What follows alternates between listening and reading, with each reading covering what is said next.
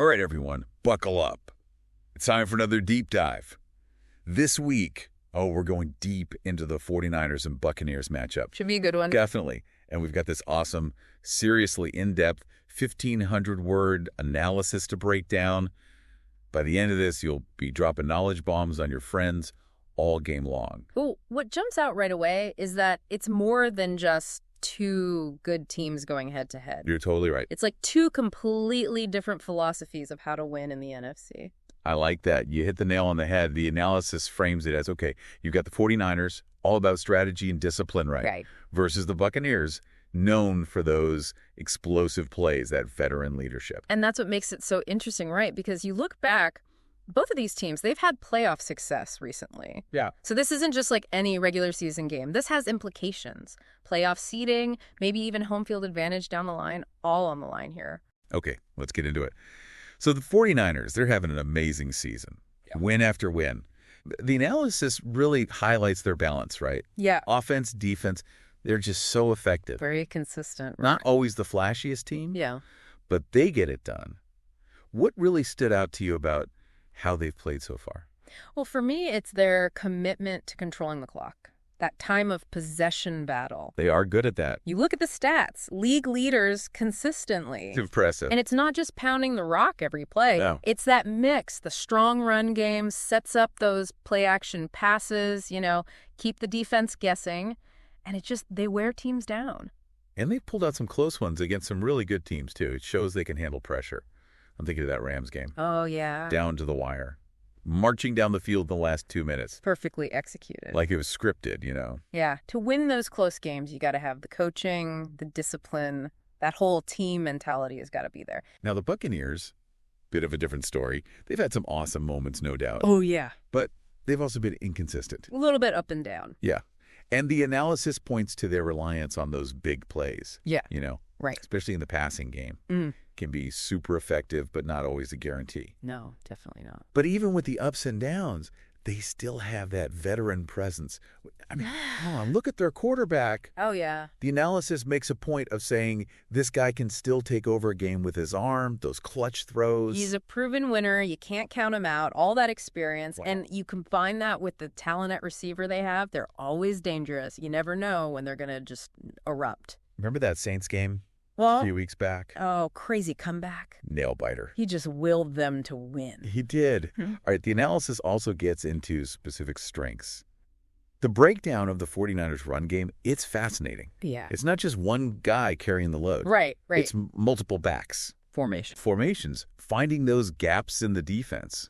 So good at it. It makes them such a nightmare to defend because you never know where they're going to hit you from. You stack the box to stop the run. Yeah. They'll just burn you over the top with play action. It keeps you guessing, having to react. You're never in control. Exhausting to be on the other side of that. For sure. And I think that's where the 49ers can really gain an edge. They can establish that run early, control the tempo. It sets everything else up. You're saying use the run to wear down the Buccaneers. Absolutely. And then in the later part of the game, when the Buccaneers defense maybe starts to tire a bit, that discipline, avoiding mistakes, that's where the 49ers could really shine. Okay, interesting. Now, on the flip side, the analysis points to the Buccaneers quarterback. Even though he's not as mobile as he used to be, he's still got that arm. That cannon.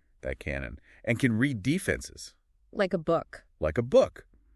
And they suggest the Buccaneers might try to exploit any weaknesses in the 49ers secondary. Well, they've got the weapons to do it, that's for sure. They do. Super talented receivers, create those mismatches, even against really good defensive backs. And I think this is where it could turn into a chess match. Oh. The Buccaneers try to isolate their guys one-on-one, get that advantage.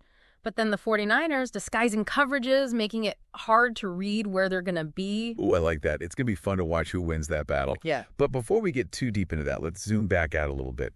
Because the analysis highlights some key matchups to look for in this game. And it starts, obviously, with the quarterbacks, right? Big time. You got the 49ers QB, known for making quick decisions, getting the ball out. Yeah. And he's going up against the Buccaneers defense that's going to bring the pressure. Relentless. That's the matchup I'm most excited for, I think. Yeah. Because that 49ers QB, he is efficient, he is quick. Yeah. But if the Bucs can disrupt him, get him moving out of that pocket, That throws a wrench into the whole plan. That's interesting, yeah. Strength versus strength. I like it. Yeah. And then you've got the Buccaneers quarterback, as we've said, master at finding those little cracks in the defense. Yeah. And he's going up against a 49ers secondary that, on paper, statistically, one of the best at preventing those big plays. Right. So what's the conflict there? Well, I think what's really interesting is the 49ers, they rely on a lot of young guys in the secondary. Oh, okay. They haven't faced a QB with this much experience, this much guile. Yeah. It's a real test for them. Can they stay disciplined? Can they avoid those little mental lapses that a veteran like this knows how to exploit? So 49ers, they got to be on their toes. Yeah. No easy throws. No freebies. And on the other side, the Buccaneers got to be patient. Oh, interesting. Wait for those moments when the coverage breaks down just a little bit. And then, boom, hit him with that explosive play. Love it. Yeah. All right, so we've got these two contrasting styles, both with strengths, both with potential weaknesses. Right. But to really get how this game might play out, we got to dig deeper into those matchups. Let's do it. Let's start with that 49ers run game. Yeah, let's do it. As we said, it's multifaceted. It's not just one guy. Right. You've got mention specific player's name. He's a beast between the tackles. Okay, yeah. Powerhouse. But then they can bring in, like, mention another specific player's name. Oh, he's different. Speed. Threat to take it to the house every time. It's like they've got a tool for every situation. Exactly. Wear you down, hit you with speed. And the way they use pre-snap motion misdirections, like, you think you know what's coming, and then nope. They got you. And that's so hard to defend against because do you bring an extra guy in the box to stop the run? Right. If you do that, they'll just hit you with the play action. Tight ends, they're all good receivers too. So the Buccaneers, their defense, they're going to have their hands full trying to stop all that. Big time. But what about flipping it? Yeah. The 49ers defense. Yeah. How do they match up against this Buccaneers offense? Well, the 49ers secondary, they've been great statistically. Yeah. Disciplined. Communicate well. They don't give up a lot of big plays. Right. But Uh-oh. they haven't faced a receiving group like this. Oh, you're right. The Buccaneers, they have mentioned specific players' names. Oh, yeah. Deep threat, acrobatic catches. You haven't mentioned another specific player's name. So strong. YAC monster, so hard to bring down. You can't forget the tight end either. Mention specific player's name. Oh, yeah. He's a problem. Matchup nightmare. Yeah. Too big for the DBs, too fast for the linebackers. That's tough. So this is going to be interesting to watch, this matchup. Buccaneers receivers versus the 49ers secondary. You think the Buccaneers are going to try to target those young defensive backs? I think they have to. Yeah. To win this game. That's the key. Create those one-on-one situations, get the size advantage, the speed advantage, and if they can run the ball just enough, keep the 49ers honest, that's when they can really open things up. Speaking of running the ball, the analysis mentions that hasn't been as strong for the Buccaneers this year. Yeah. The passing game's been better. Could that be a factor? It could. The 49ers, they're stout up front. They're stop the run well. If the Bucs can't get anything going on the ground, it makes them predictable, one-dimensional. Then the 49ers can just focus on shutting down the pass. So it sounds like balance. Offensively, it's important for both teams. Right. 49ers run to set up the pass.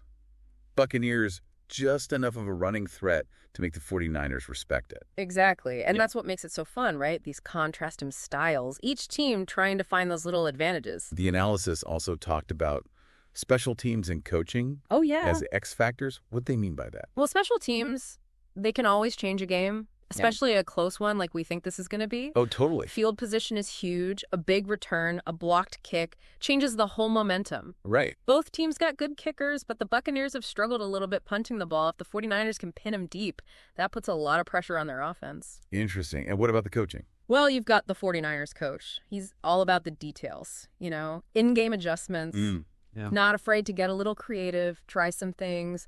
The Buccaneers coach, he's more of a motivator, gets the best out of his guys. Ooh, yeah. Players coach, leans on those veterans. So strategic battle on the sidelines too, huh? Oh, yeah. And I think who adjusts better throughout the game that might decide who wins, like a chess match. Every move matters. Exactly. One move leads to the next. Okay, we've covered a lot. We have. 49ers, their balanced attack. Buccaneers, the big plays, key matchups. But what about those intangibles?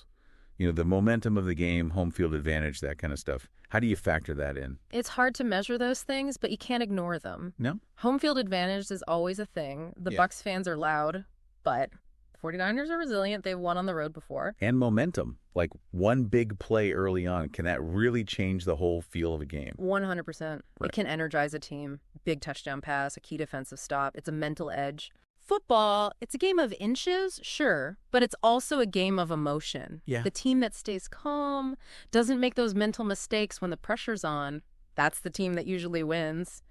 So many layers to this one. It really is. It's not just about who has the better players on paper. It's the coaching. It's those big moments, the energy shifting. You said it. And that's what's so great about football. The strategy, super interesting, but it's the human element, that execution, the grit, the passion. That's what makes it special.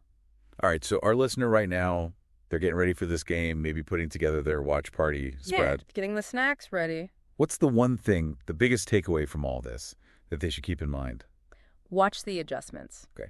How does each coach react to what the other team is doing? I like that. Do they stick to the plan or do they adapt? That back and forth, it tells you a lot about how they think, how their team handles pressure. It's like watching two chess masters go at it on the field.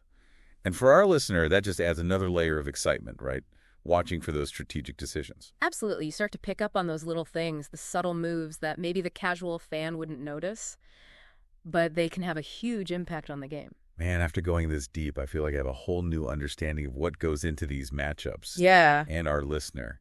They're going to be dropping some serious knowledge on their friends. MVP of the watch party. But more importantly, I think they'll be watching the game with a different set of eyes, seeing those strategies play out.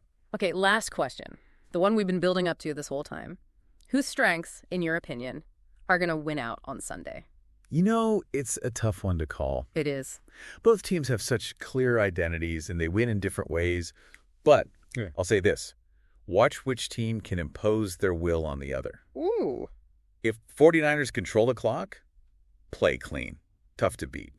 But if the Bucs can hit those big plays, get the 49ers out of their rhythm, they could definitely pull off the upset. I love that. Impose their will.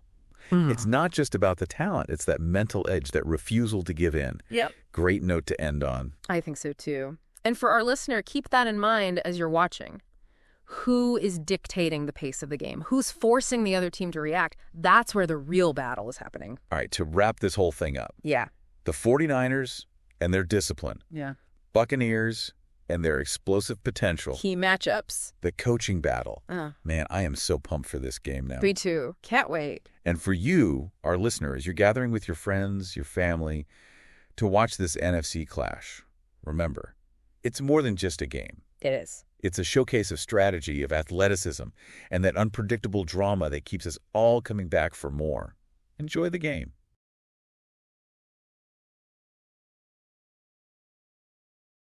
Today is your lucky day. Today is the day that our $3 website works for you, paying you directly to your PayPal daily. Imagine $3 ongoing continuous payments to your PayPal account. Imagine falling asleep and waking up to $300 in your PayPal account. How would this make you feel? How could this help you? What bills could you pay? What kind of fun could you have? What does that retirement look like now? All for a one-time payment of $3. This website is DFY done for you, fully built and completely hosted, and never stops collecting payments for you. You have spent $3 on coffee on a regular, but that coffee won't help you create multiple streams of income. Click the link below.